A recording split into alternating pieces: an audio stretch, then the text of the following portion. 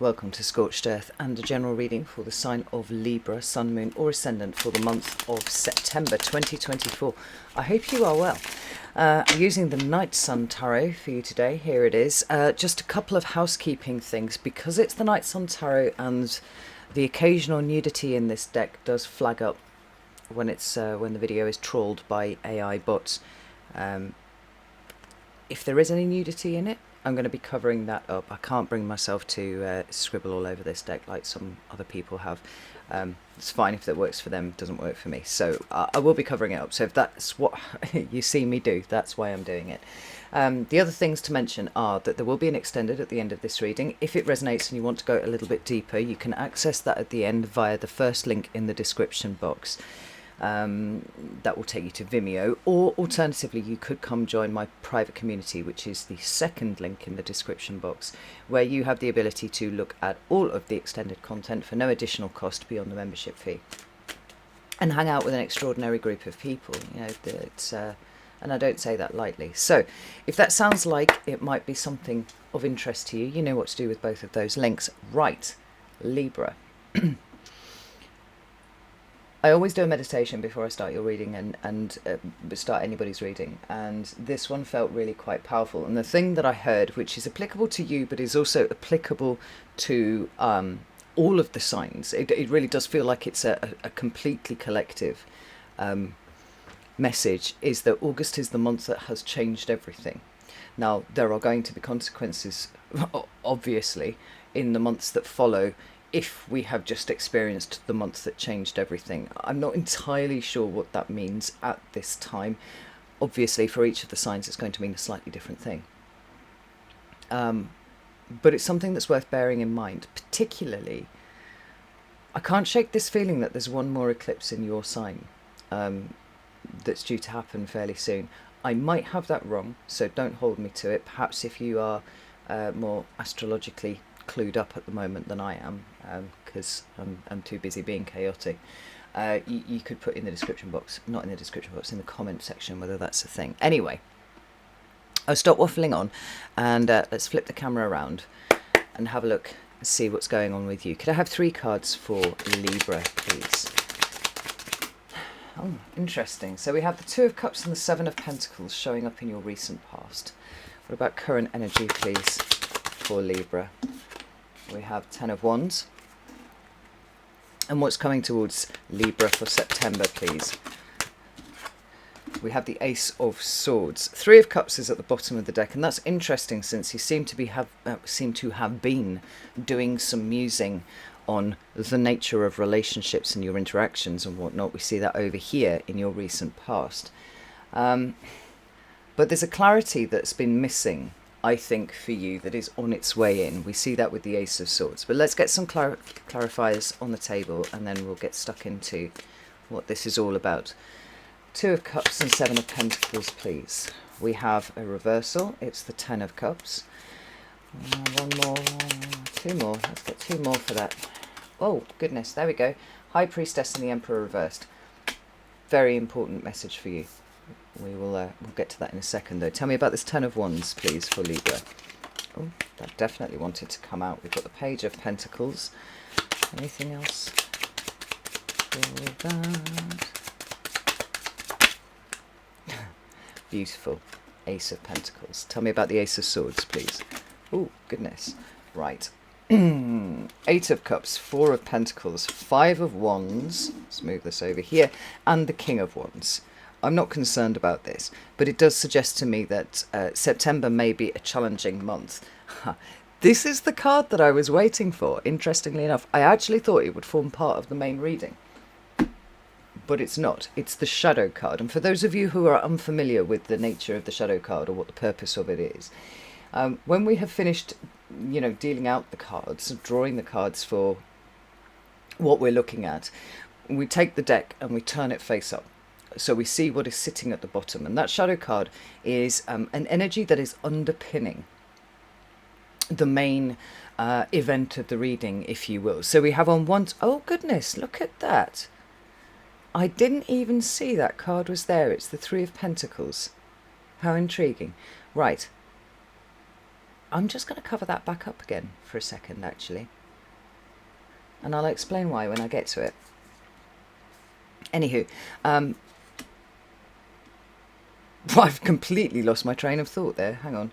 Right, judgment, underpinning. Yes. So we have underpinning this reading both your judgment, the decisions that you make, and also a state of almost reassessment, reevaluation, very much in the nature of retrograde energy, which Mercury may have station direct, but it will take till the middle of the month in September before we're fully clear of that retrograde energy. It's kind of winding down, but it's still present. We have a shadow period either side, where the energy is spooling up and also fading out. But we also have this Three of Cups here, emotional support networks, social groups, your tribe. Right? Where do you go and who do you lean on in times of trouble? And are they the same people that they have always been, or is that dynamic shifting and changing? Might it, and here's where I think possibly this reading might be going, might it be time for a transition away from what has been the old systems, networks, people of support, towards something that is much more in keeping with who you are now versus who you were 5 years ago, 10 years ago, 20 years ago, perhaps even more? This has the nature of life-changing decisions being made in the month of September. And if August is the month that changed everything, then September is the month, and we do see this playing out, where we begin this process of looking for something else. So let's start over here. We've got the Two of Cups and we've got the Seven of Pentacles. Now, I'm going to just explain what these two cards mean individually, and then we'll put them together. The Two of Cups is about relationships, broadly. Now, these aren't just your intimate sexual relationships, your husband, your wife, your girlfriend, boyfriend, spouse, or tautology, same things that mean the same thing, right? It can also speak to familial relations, so, your mother, your father, your children, your siblings, your cousins, all this sort of stuff, right? But it can also indicate business partners, work colleagues, things like that. Essentially, when you drill down into the meaning of this card, what it is talking about is levels of intimacy, right? We have a different kind of intimacy with a business partner than we do with our husband or wife. We have a different kind of intimacy with a cousin than we do with our best friend, perhaps, unless you're lucky enough to have somebody who is both your cousin and your best friend, right? Different relationships require different levels of intimacy, but the thing that defines them is the particular level of intimacy that is experienced by both people in this, right? So it's shared goals, shared visions, and there's an alignment of sorts, whether it's an alignment of purpose because you're both turning up to earn a wage, or whether it's a shared history, right? We see all of that kind of mixing in together. And then we have the Seven of Pentacles, which for me is a card that I deeply misunderstood. It troubled me for a very long time because it didn't make sense until it did. And it did by shifting the meaning around as I'd understood it to something else. And that in and of itself is quite an interesting thing, because ultimately then what this card represents to me is a lack of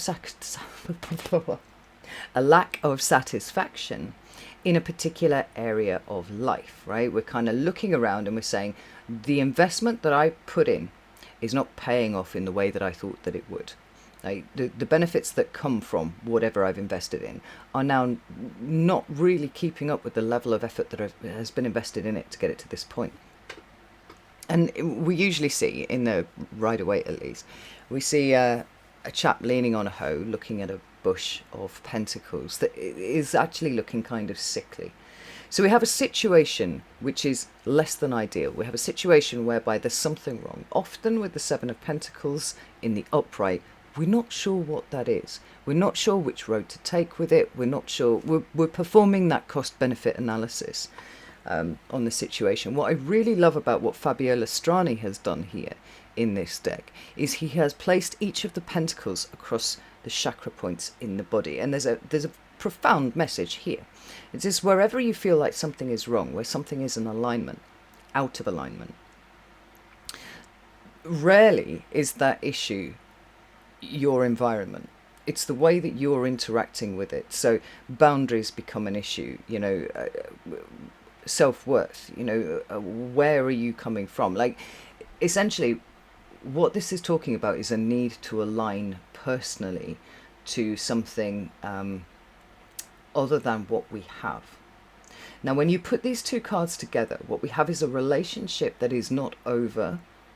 And remember, this can be any kind of relationship, but one that seems to be insufficient now, right? It's not meeting the criteria of being a beneficial partnership. And this is further compounded by the fact that we have the Ten of Cups in the reverse here, where there was harmony, where there was union, where everybody was showing up, well catered for and whatever, where there was some sort of connection. That connection is kind of breaking apart in some way or another. And the thing with the Ten of Pentacles, the Ten of Cups, beg your pardon, which is really quite interesting in this case, is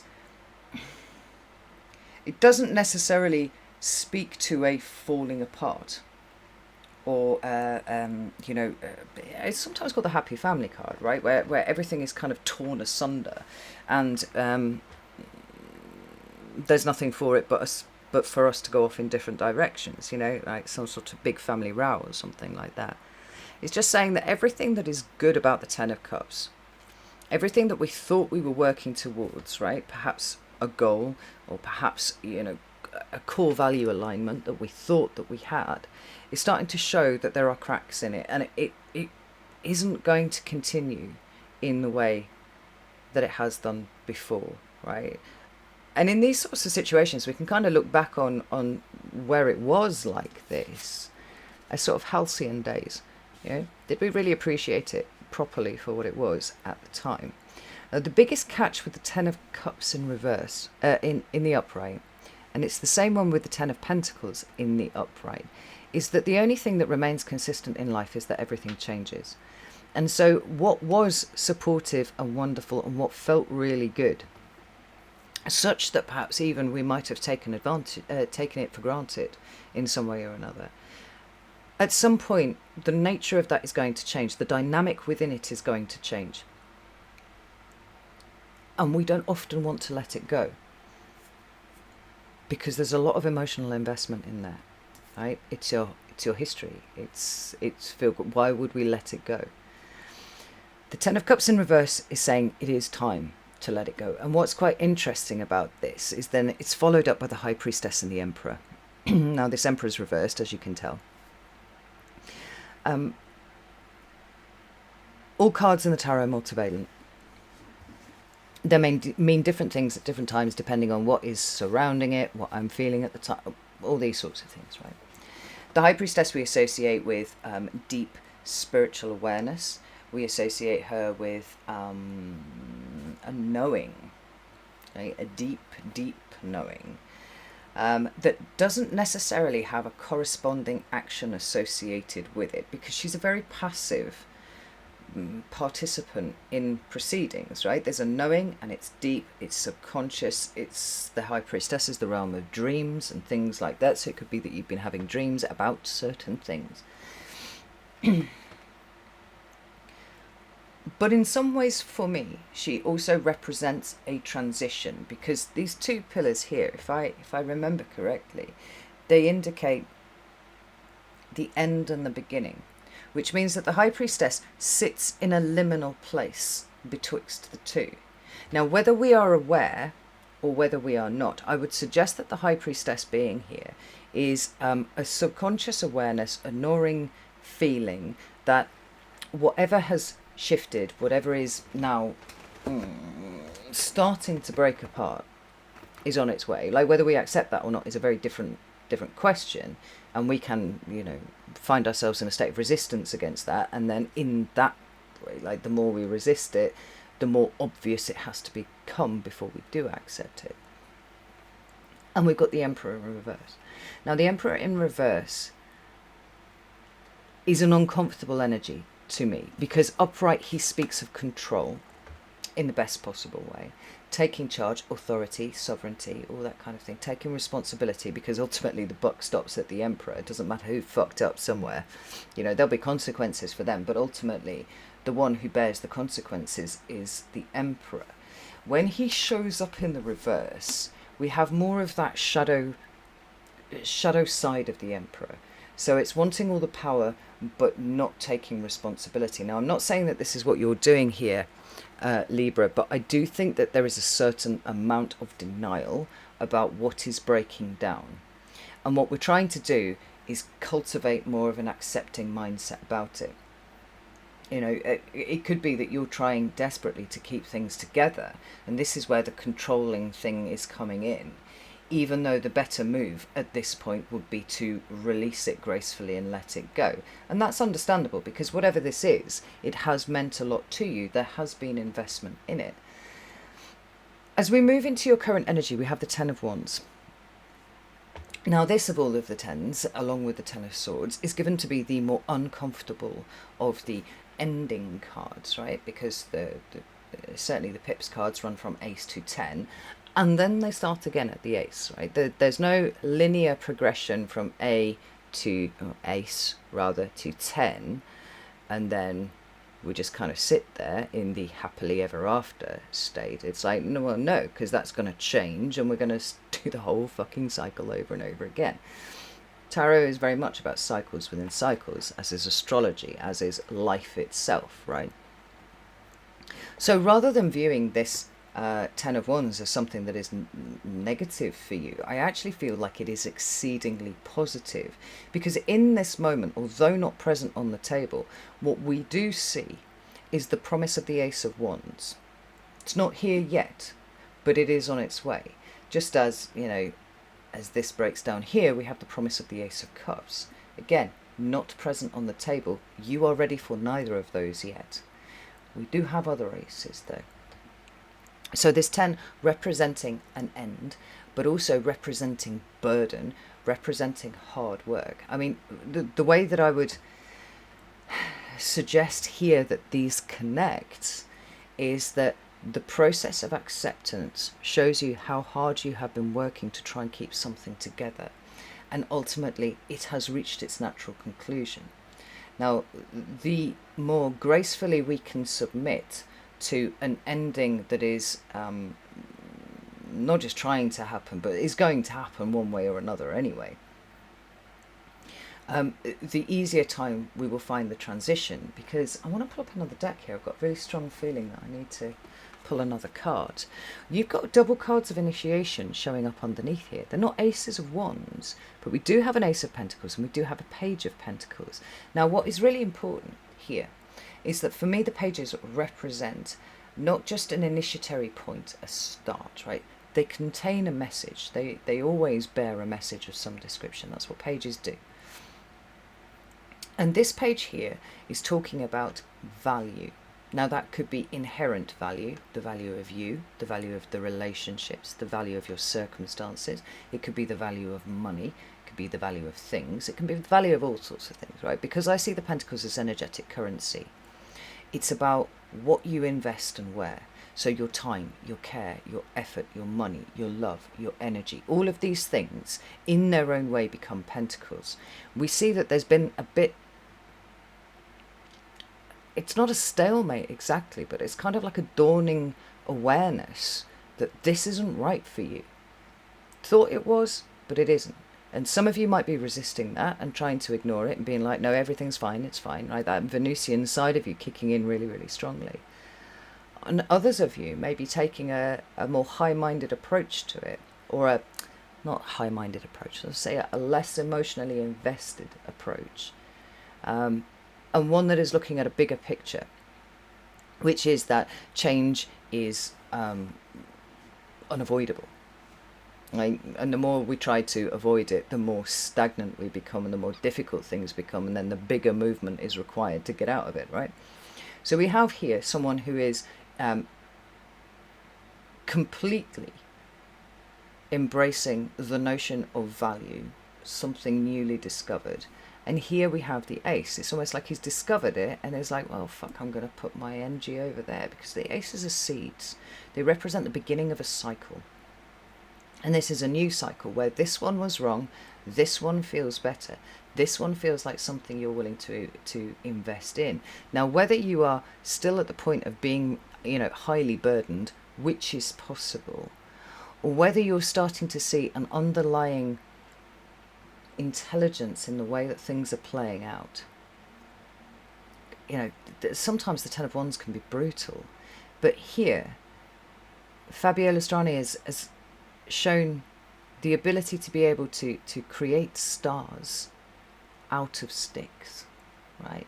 And so one of the things that's really obvious about Ten of Wands quite often is just how difficult the method of carrying the sticks the person has chosen for themselves. And we've talked about this many, many times. I won't go into it, but the questions are, where have you made life hard for yourself? Did you need that many sticks? Did you have to carry them all at one time? Could you have asked someone else for help in transporting these sticks? All of these questions come up with the Ten of Wands. Because ultimately the idea is we need to see what it is that is burdensome in our life and choose to put it down. Now, in this case, we've got a responsibility, a burden, hard work, all these sorts of things that have been fashioned into two separate stars, which can be, in my mind at least, picked up and hooked over the arm. This makes this a much easier way to transport things that are necessary, right? It's still hard work because they're still heavy, but they are much more easier. No, much more easier. Oh, that's disgusting. They are much easier to transport. And that sense of, we're nearly there.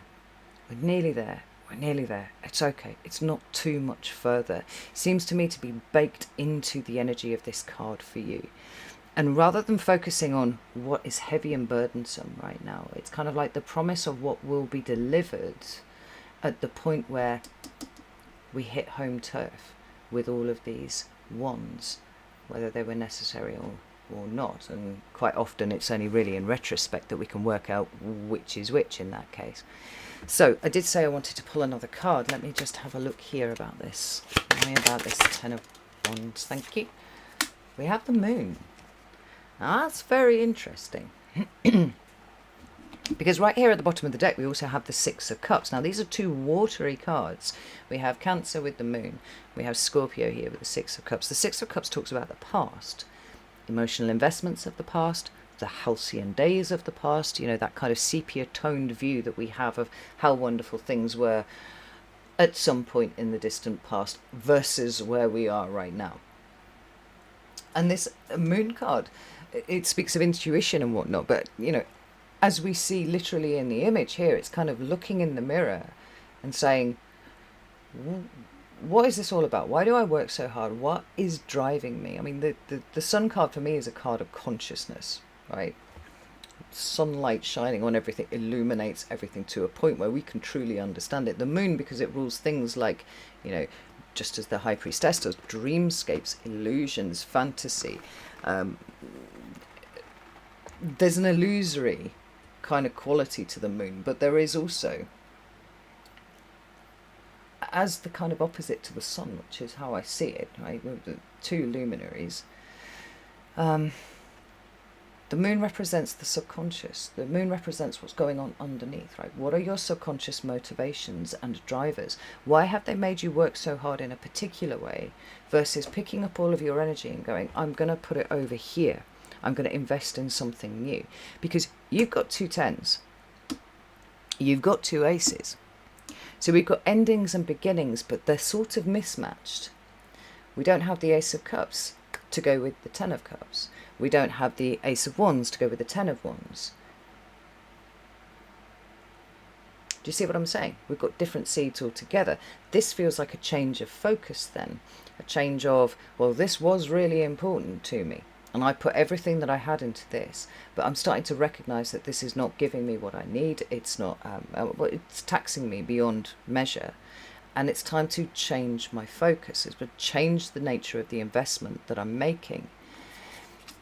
And in order to do that, we're having to dig really, really deep on ourselves to make sure that that we're in alignment with who we actually are, rather than maybe the focus for you always being in alignment with everybody else. Because I mean, that is something that Libra struggles with. You know, that desire for union and harmony and bringing everybody together. Not necessarily following the herd, but perhaps in quite a few different situations, putting everybody else's needs above your own. You are in no fit state to be of service to other people in a way that is meaningful and helpful and nourishing to you if that being of service is coming from an unhealthy place. Because if it's coming from an unhealthy place, it is taking and it is taking and it is taking, and at some point you will run out of things to give. So we're flipping this around, if you need it to be flipped around. When you take care of your own needs first, when you invest in things that light you up and give you joy, when you say yes to being of service to someone, you can say it with your whole chest. There's nothing kind of in the background going, oh fuck, I can't do this and now I can't do that. It's a boundary issue, ultimately, is what we're talking about here. But again, to sort of come back to the bigger overarching theme that is going on in this reading, there's a shift in position. There's a shift in focus. The problem is, because it is slightly mismatched, it's not really matching up with what's trying to end versus what's trying to begin. There is a period of transition, and I do believe that that is what September is for you, because we have here this Ace of Swords. Now, as I said right at the beginning, that indicates to me a level of clarity that is coming in, particularly around the nature of relationships and what you want in your life and what you don't. Perhaps even an awareness of the ties that have bound you to a particular way of doing things versus the possibility of doing it a different way altogether. At its root, the Ace of Swords is the truth. And this is a truth that is universally applicable, but only personally discovered very, very recently, it seems to me, right? It's like, it's the epiphany, it's the good idea, it's all the things coming together in a way that changes your world of view. Now, I'm really drawn to this crown of thorns that's sitting over this Ace of Swords. I don't talk about it every time, because sometimes it's lesser. It's a lesser symbol within the card, but it's coming up really strongly here. And what do we associate with the crown of thorns? It is the martyr. It is somebody who puts somebody else's feelings before themselves and literally sacrifices themselves on, I don't know, an altar of other people's needs. It's an understanding, as we can see here, of where you have made your life hard because you've centered other people. You've centered the importance of relationships of all sorts above your own needs, hoping that at some point you'll be able to pick those up and deal with them at a later point. And this is like, that's not going to happen. Because there is no one in the world who can look after you better than you can. There is no one in the world who will put you first in the way that you need, apart from you. And when you do it in the right way, when you do it in the healthy way, it means whatever is left over can be given to other people, right? It feels to me like there's a whole change in focus for you. There's a whole change in the way that you understand you and what the point of you is here on the planet. And this, like I said, this September feels like it's a transitional month, which is kind of uncomfortable, because until we start matching up the tens and the aces, or even getting more aces and more tens coming in, where we get the domino effect of, okay, well, that thing ended and this thing was trying to begin over here. What we need is endings right across the boards and beginnings right across the boards, rather than trying to force them into alignment, And that first card, as at least I thought, was the Eight of Cups. Now, this is very important, because this in and of itself talks about a transition. It's a transition away from a particular emotional state, and it's very, very powerful. The eights deal with issues of power, where we give our power away by staying in a certain place when it's quite obvious that it's time for us to move on, because it is only in those new experiences that we are able then to grow and develop and become something bigger than we are. I'm going to go through the rest of the cards for a second, and then I'm going to come back to that Three of Pentacles. The problem is is that the Eight of Cups is coming up against the Four of Pentacles and the Five of Wands immediately. Now, I don't actually think that this is as much of a problem for you as it feels initially when you're coming up against this energy, because the Four of Pentacles is often known as the miser card, right? And quite clearly it depicts someone who is holding on to something very, very tightly, right? But there is no card in the tarot that is all negative or all positive. I mean, the meanings are subtle and nuanced, and they bend and shift with time. And what can feel very negative in the moment actually turns out to be a resounding positive with a different mindset a month down the line, right? And so it is here.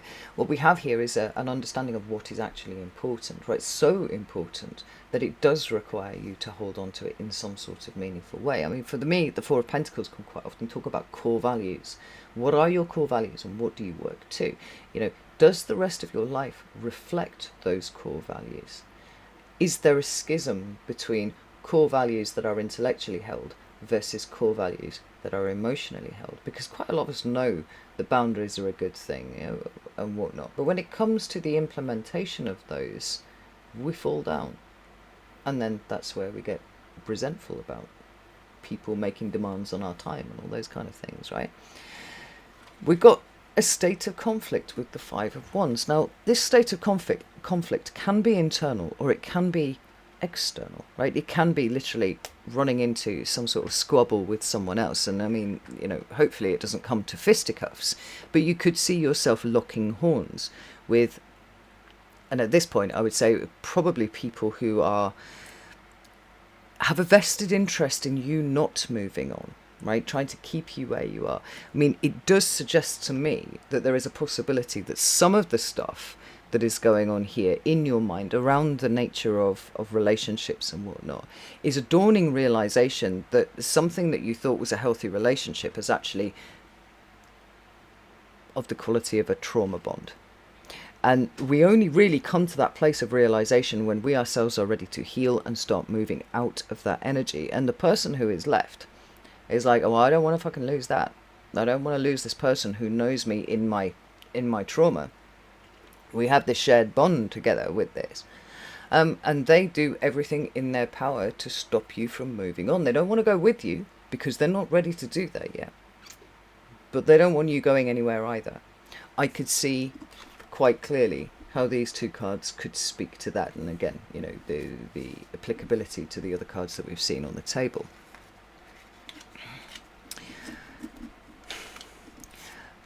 But if the conflict is internal, then what you could be experiencing is somewhat of an internal battle around those very things that we've just been talking about. I mean, sometimes when people start emerging out of trauma bonds, if indeed that is something that you're dealing with, there's a certain amount of guilt associated with that. You know, all of those voices, the internal narrative that chunters away in the background all the time. It's kind of like, what are you doing? Like you're being un-Libra-like. You are not drawing people together. You are not being harmonious. You're being selfish, in fact, by putting your own needs first. That, for me, like that dynamic of the Four of Pentacles and the Five of Wands standing here, like for you to meet head on as you're trying to pick your stick up and you'll put your cloak on and head off under the light of the eclipse. Oh, interesting.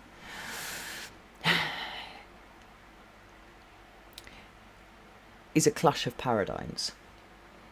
It's a clash of an old paradigm versus a new one that is trying to seed.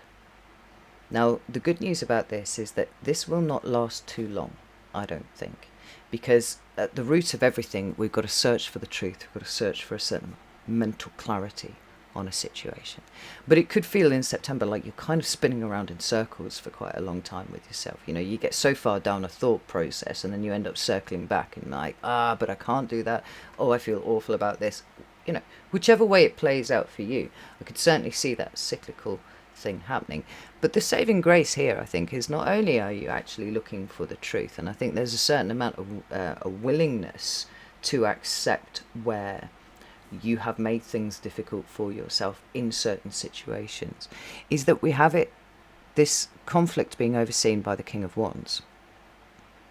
Now, the benefit that the King of Wands has over the Five of Wands here is that the King of Wands is experienced. He's super professional, right? The Kings are highly competent, and the King of Wands is dynamic, he is confident, and at this point, I think, ready to stage an intervention should this conflict get too hard. Now, this, for some of you, might actually be a Leo who just wanders in and goes, what the fuck are you doing? Just like, yeah, you know, it's time for you to move on. You know, somebody comes and fluffs you up a little bit, and like, no, you're on the right path, go do that. That's possible.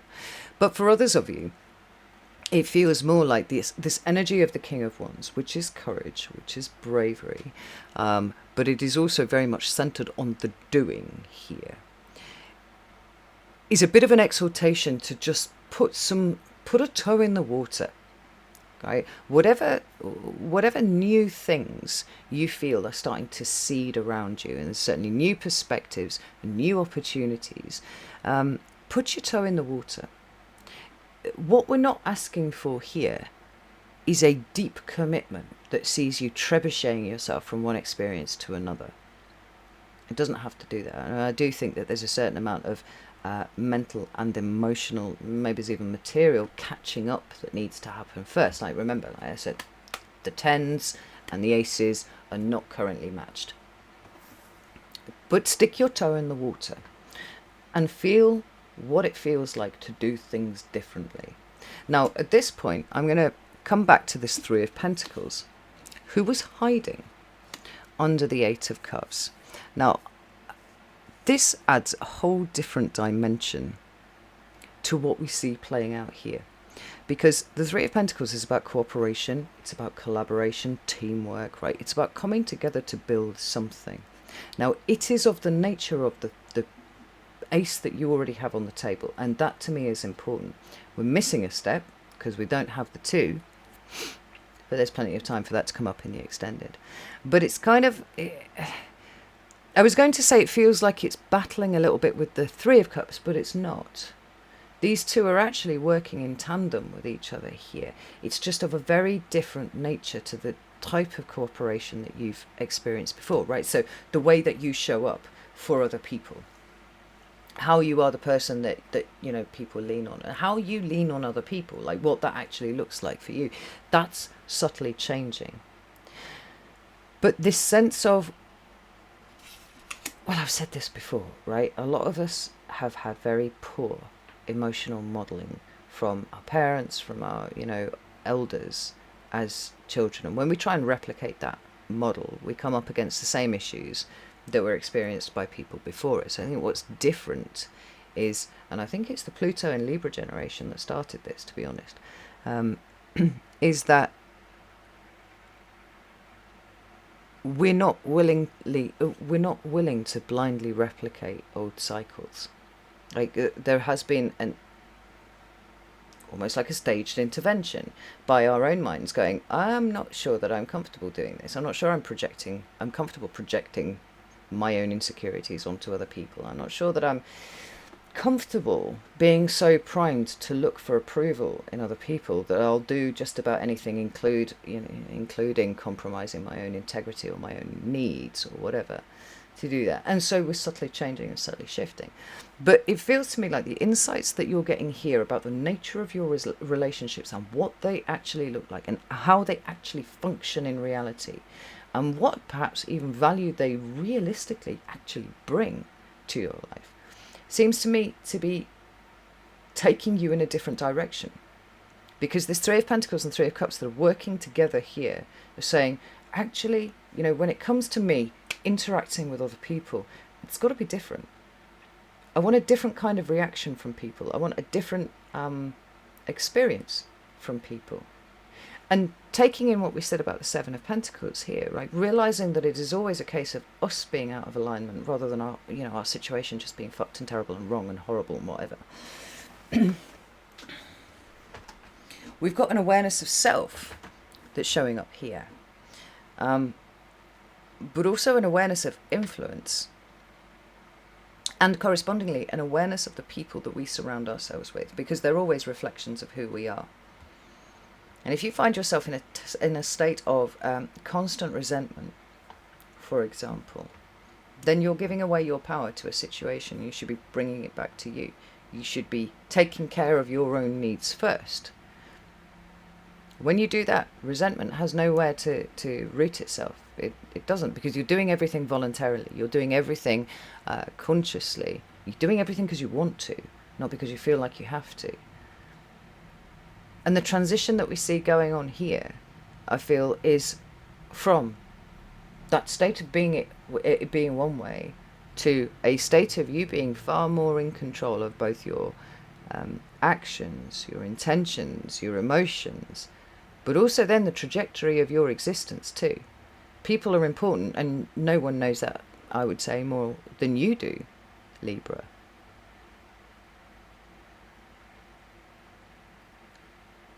But it's like there's a different way. And this month, it's about approaching the situation in a different way. It's about approaching you in a different way. It's about approaching the idea of expanding your horizons and not feeling a sense of guilt about it or responsibility for other people. This is really interesting. Right, I'm going to go and do the extended now. You're very welcome to join me over there if you would like to. Fuck me, I've been banging on for 40 minutes. Good Lord. You can do that on Circle, or you can do that on Vimeo. I'd be delighted to see you in either place.